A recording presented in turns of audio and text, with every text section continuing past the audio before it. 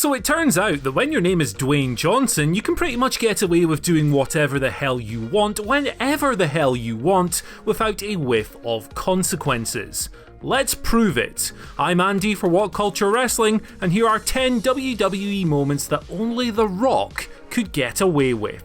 Number 10, that segment at WrestleMania 32. We forgive him because he's The Rock, but the Great One's appearance at WrestleMania 32 was such an objective omni-flop that any other wrestler you can name would have been absolutely buried for what they did. Perhaps not as buried as poor Eric Rowan, who Rocky famously beat in just 6 seconds, or the rest of the Wyatt family who were beaten down by The Rock and John Cena after the squash. But let's be real, if Triple H or Goldberg did this, we'd be absolutely bloody raging. And of course, there's the ring entrance, with The Rock lighting an effigy of his own name before spitting out a worked attendance figure on WWE's behalf, setting new records in silly bombast, even for him. Number 9, the vicious beating of Mick Foley. The Rock and Mankind's January 1999 I Quit match lives on in ultra-violent infamy, as The Rock brutally assaulted poor old Mick with 11 consecutive unprotected headshots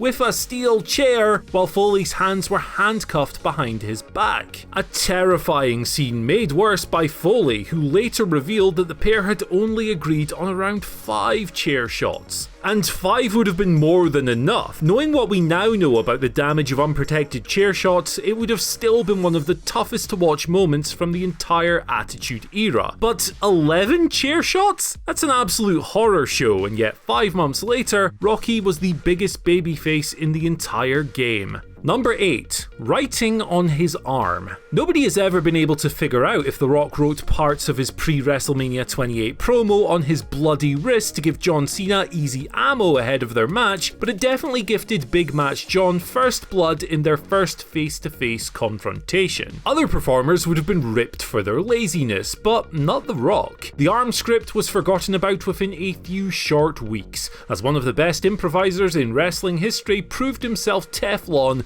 to the potentially damaging moment. Number 7, sing along with the champ. The Rock was WWE's undisputed king of catchphrases, and his timing, charisma and presence were so strong that he, and only he, could get away with saying some of the dumbest verbiage in WWE history and somehow making it work. I mean, Rudy poo layeth the smacketh down, turn X sideways and stick it right up your candy ass. These things are pure nonsense, but The Rock said them, maintained full credibility, and made them iconic. Remember that time Roman Reigns dribbled out that line about SUFFERIN SUCCOTASH? Well, from his mouth it sounded like the worst thing in the world, but if The Rock had said it, we'd have probably all popped. Number 6, surviving Hogan. For my money, WrestleMania 18's match between The Rock and Hulk Hogan is one of the greatest WrestleMania matches ever, but it could have been a total calamity had Rocky not accepted the circumstances and reshuffled his pack. WWE had shaped the match around a confident Rock victory over the cagey heel, but it was clear from the ring entrances that fans just weren't gonna buy into this. Fortunately, The Rock was smart enough to clock onto this from Hogan's thunderous babyface reaction, switching everything about his demeanour to that of a heel while beating on the aged Hogan. The Rock won as planned and turned babyface again by the end of the match, but this remains one of the greatest possible examples of calling an audible in front of one of the most raucous crowds in wrestling history. You can count on 0 hands the amount of other wrestlers who'd have the same skill. Number 5, the F-bomb. While not entirely The Rock's fault, there are very few other wrestlers who could drop a live F-bomb on Monday Night Raw and get away with it, just like The Rock did in August 2001. Jousting with Chris Jericho while tearing verbal strips off the Alliance, the pair broke into limericks. Rocky referred to Booker T not only as the WCW champion SUCCA, but Shane McMahon as a silver-spooned mother effer, and whoops, that line was supposed to be abbreviated by an interrupting Stephanie McMahon, but guess what? She missed her cue, and out came the curse. Number 4, losing 3 consecutive WrestleMania main events. The Rock was famously one of wrestling's most generous headliners when it came to taking big WWE losses. He understood that his value lied far beyond any damage done by a simple pinfall. But despite this, it takes huge confidence in your character and huge self-belief to allow yourself to take 3 sequential defeats in WrestleMania main events. Defeated but never derailed, The Rock was beaten by Steve Austin at Mania 15, technically by Triple H with a McMahon in every corner at Mania 2000, then by Austin again at Mania 17. Now, granted, these aren't exactly the worst names in the world to be losing to, but The Rock was all business, looking up at the lights, safe in the knowledge that he was as close to bulletproof as one can ever be in the unpredictable world of WWE. Number 3. Wearing dress shoes to do the people's elbow. Even though The Rock would rarely stumble physically or verbally on television, he stacked the odds against himself when he decided to drop a people's elbow on the British Bulldog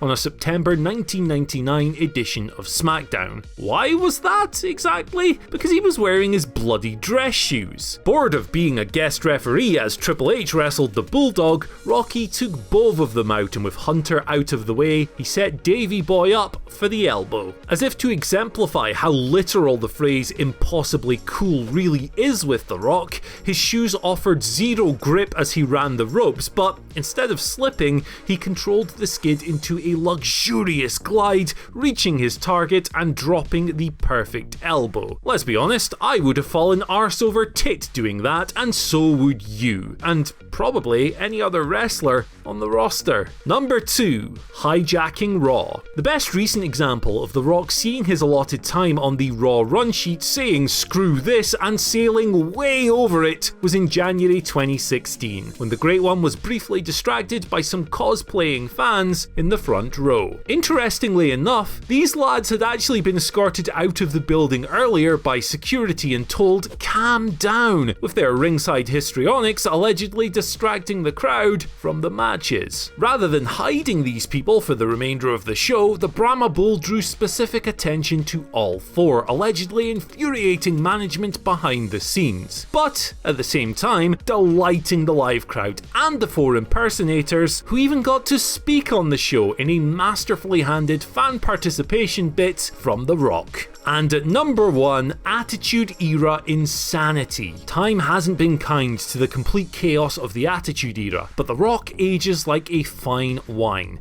and even his weirdest moments look and feel as fresh as ever. From feuding with Billy Gunn over Mr. Ass's ass and wrestling Triple H while the two of them were willingly draped in plaster casts, to wrestling a match with Davey Boy Smith centered around actual dog poo, the Great One took these credibility-crushing ideas and somehow pulled them off. Depending on the injury status of Steve Austin in those days, The Rock was the biggest babyface in the company and indestructible around silliness. Engaging enough to ensure match stakes were important, Rock never got overwhelmed by the ludicrous direction of the program, and in victory or defeat, he was an expert in sailing through unaffected. So that's our list, but what do you guys think, and can you come up with any other examples? Let us know in the comments section below. Don't forget to like, share, subscribe, and ring the bell for notifications. Then you can find us on Twitter at WhatCultureWWE, and you can find myself at Andy H. Murray, where you can tell me